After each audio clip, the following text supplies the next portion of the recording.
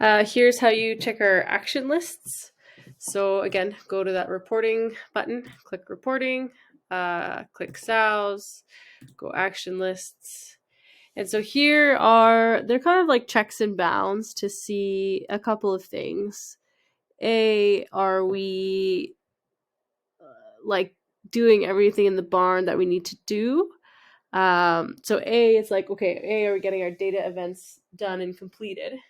And then B, are we doing everything in the barn that we need to do? So for example, here is gilts entered but not served. Again, these are gilts that have been entered but they haven't been served yet.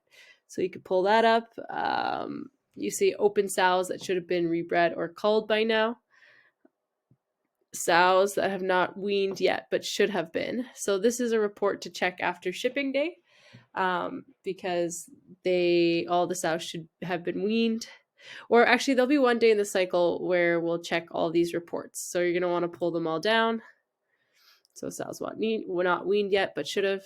You can make sure, again, you put the sows duration, just keep with the defaults, and then choose the site that you're after, and then hit Excel. It says no results for current filter. That's good. That means that all the sows that should have been weaned have been weaned. Okay, sows that should have farrowed by now. You want to click this action list, hit Excel. And again, keep with the default and then make sure to choose the right company. Again, no results. Okay, good. So this action list is good. Go sows weaned but not served yet. Let's go with that. All right, so here we go. So the sows that have been weaned but haven't been served yet. Right? Okay, so it looks like there's 1, 2, 3, 4, 5. There's 5 sows that were weaned but weren't served yet. If you look here, this sow has been there for 119 days.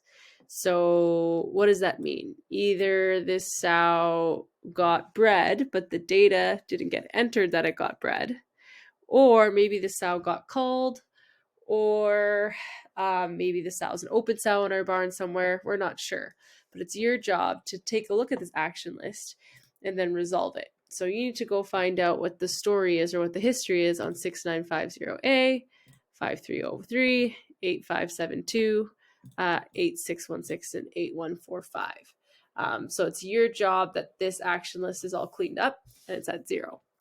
We'll make a data series later on for how we can troubleshoot and then figure out what different tools we have in the toolkit to be able to troubleshoot and figure out how we can clean up and figure out what happened to these animals. But if you go back, oops, that's not the context of this video. If you go back, oops, here we go. Again, you're going to make sure that all of your action lists are clean. Here it says sows with no event after service for at least 150 days. So that means that after 150 days, there's been no events. And you're going to run that report. No results for current filter. So good. That action list is good. Sows with no events for at least 150 days. Let's see if this action list is good. That's good. Sows with repeat services. Let's explore.